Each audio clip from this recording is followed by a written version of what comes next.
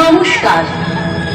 বিজয়রাম ঝুলন উৎসব কমিটির পক্ষ থেকে রাখি পূর্ণিমার পূর্ণ লগ্নে আগত সকল দর্শনার্থীদের জানাই আন্তরিক প্রীতি ও শুভেচ্ছা।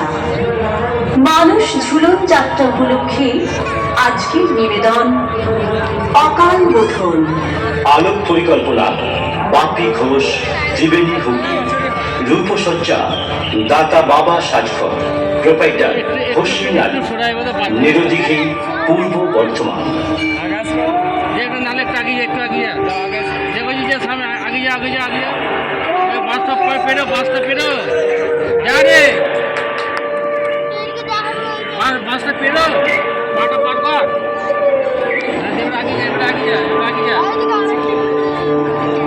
ওইখানে সামনে যা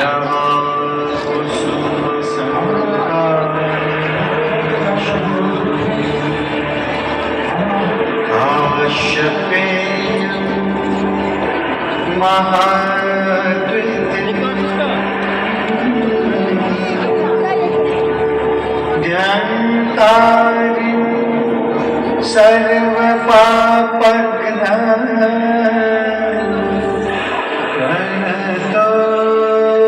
प्रणतोऽस्मि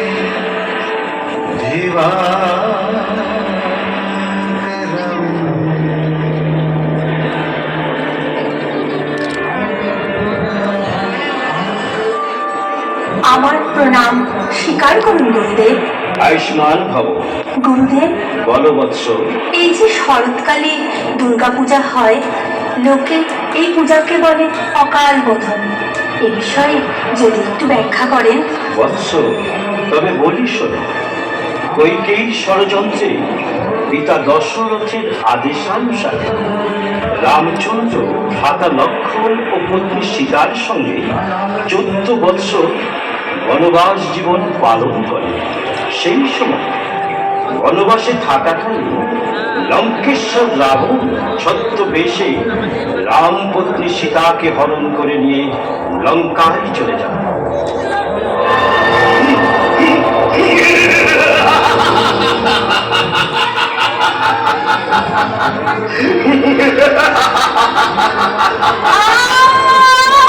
কি কোথায় আছো? আমাকে বাঁচাও, রক্ষা করো। এই দুরাচারী রাবণ আমাকে হরণ করে নিয়ে যাচ্ছে। আমাকে রক্ষা করো, বাঁচাও, বাঁচাও।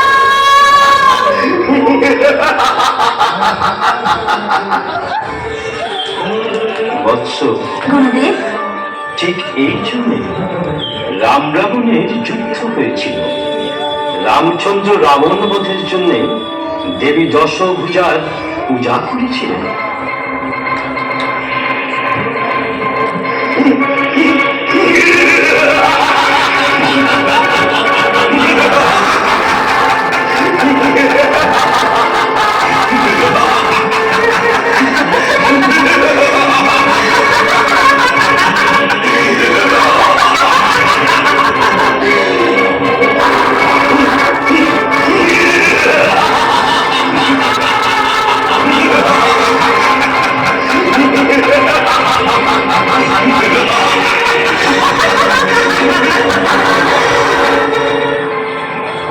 রামচন্দ্র রাবণকে হত্যা করার জন্য যতবার আঘাত করেছিলেন ততবার দেবী দশভুজা রাবণকে রক্ষা করেছিলেন।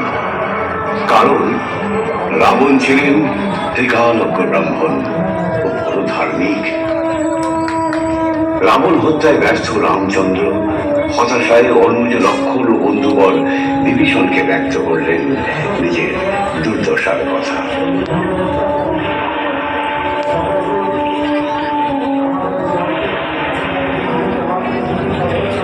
ভ্রাতা লক্ষ্মণ ও বন্ধু বিভীষণ, আমি হয়তো সীতাকে উদ্ধারে ব্যর্থ হলাম। সেই কারণেই আমি আর অযোধ্যায় প্রত্যাবর্তন করব না। এই সমুদ্রের জলেই আমি আমার প্রাণ বিসর্জন দেব, আমার প্রাণ বিসর্জন দেব। রামচন্দ্রের করুণ কাহিনীর কথা শ্রবণ করে সেই মুহূর্তে আবির্ভূত হলেন পিতা ব্রহ্মা। শান্ত হও রঘুপতি, শান্ত হও, এখন বিলাপের সময় নয়। দশ মহাবিদ্যারূপী মা দশভূজার বোধন করো, দেবীর পরেই হবে রাবণ নিধন। কিন্তু কিন্তু এই বোধনের প্রয়োজন একজন ত্রিকালজ্ঞ ব্রাহ্মণ, তা না হলে অকাল বোধনে প্রসন্ন হবেন না দেবী। প্রভু, তাহলে এখন কি উপায়? উপায় উপায় একটা আছে। লঙ্কেশ্বর রাবণ হচ্ছেন একমাত্র ত্রিকালজ্ঞ ব্রাহ্মণ। তুমি এই মুহূর্তে রাজা লক্ষণ ও বিভীষণকে রাবণের কাছে প্রেরণ করো। প্রথম 3 দিন অর্থাৎ দেবী পক্ষের ষষ্ঠী, সপ্তমী ও অষ্টমীর পূজা করার জন্য আমন্ত্রণ জানাও এবং বলবে এ আমার আদেশ। নবমী ও সন্ধি পূজা করবে তুমি রঘুপতি। পূজান্তে দেবীর নিকট প্রার্থনা করবে রাবণ বধের আশীর্বাদ। যথার্থ প্রভু। তথাৎ। ব্রহ্মার ইচ্ছানুসারে শুরু হলো দেবী দশভূজার পূজা। ओम नमः शिवाय। ऋषिर्वाच इत्याकर्ण्य वचो व्यास दूतो अमर्षपूरितः समाचष्ट समागम्य दैत्यराजाय विस्तरात्।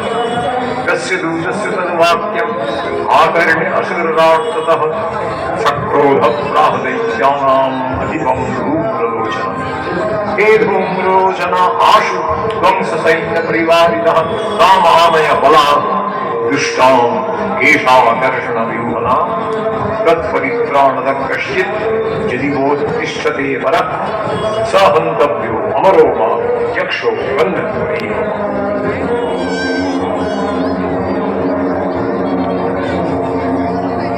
ऋषिरुवाच निशुम्भं निहतं दृष्ट्वा भ्रातरं प्राणसंविदं धन्यमानं बलं चैव शुम्भः क्रुद्धो ब्रवीदवचः। बलाबले मादृष्टे त्वं मा दुर्गे गर्भमावः अन्यासां वनमाश्रित्य युध्यसे याति मारिणी। सर्वभूता यदा देवी स्वर्गमुक्तिप्रदायिनी त्वं स्तुता स्तुतये कामा भवन्तु परमोक्तयः। सर्वस्य बुद्धिरूपेण जनस्य भीषंस्ते स्वर्गापवर्गते देवी नारायणि नमोस्तुते। 3 দিন পূজা সম্পন্ন করে রাবণ ফিরে যাওয়ার মুহূর্তে দেবী আবির্ভূত হলেন। আমি তোমার পূজায় সন্তুষ্ট, কিন্তু এ কি করলে পুত্র রাবণ? মাতা, আমার পূজা সম্পন্ন না করে তুমি এই স্থান ত্যাগ করছো।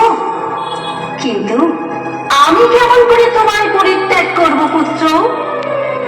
মাতা, মাতা আমার প্রণাম গ্রহণ করো। তুমি তো সবই জানো, বৈকুণ্ঠে দ্বাররক্ষী ছিলাম জয় বিজয় নামে। মুনির অভিশাপে মর্তে পতন রাবণ ও কুম্ভকর্ণ নামে। নারায়ণ স্বয়ং ধরায় আবির্ভূত হয়েছেন আমাদের উদ্ধারের জন্য। মাতা, আর কি প্রয়োজন? তোমার মনোবাসনা পূর্ণ হোক পুত্র, নারায়ণ পদে মতি হোক তোমার।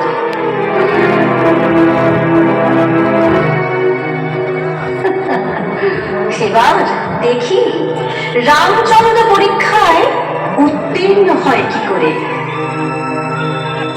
108টি নীলপদ্ম সহযোগে পূজা শুরু করলেন রামচন্দ্র। तस्याहं सकलां बाधां नाशयिष्यामि न संशयं मधुकैटभनाशं च महिषासुरघातनं कीर्तयिष्यन्ति ये तद्वद्वधं शुम्भनिशुम्भयो अष्टम्यां च चतुर्दश्यां नवम्यां चैकचेतसः श्रोष्यन्ति चैव ये भक्त्या मम महात्म्यमुत्तमं न तेषां दुष्कृतं किञ्चित् दुष्कृतोत्थानचापदः भविष्यति नराधिकृतं न चैवेष्यति योजनम्। সেই সময় দেবী ছলনার আশ্রয় নিয়ে 108টি নীলপদ্ম থেকে একটি পদ্ম সরিয়ে নিলেন। রামচন্দ্রের দুই নয়ন নীলপদ্মের ন্যায় নীলবর্ণ ছিল, তাই তার অপর নাম নীলকমল। ऋषिरुवाच एतत्ते कथितं भूप देवी माहात्म्यमुत्तमम् एवं प्रभावा सा देवी जयेदं भारती। পূজা চলাকালীন রামচন্দ্র লক্ষ্য করলেন 108টি পদ্মের মধ্যে একটি পদ্ম ফুল কম আছে।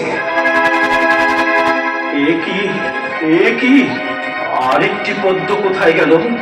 এ কি অমঙ্গল! 108টি পদ্ম না হলে এই পূজা কি করে সম্পন্ন হবে? এখন কি উপায় এখন কি করি? আমি যে এখন কি করি?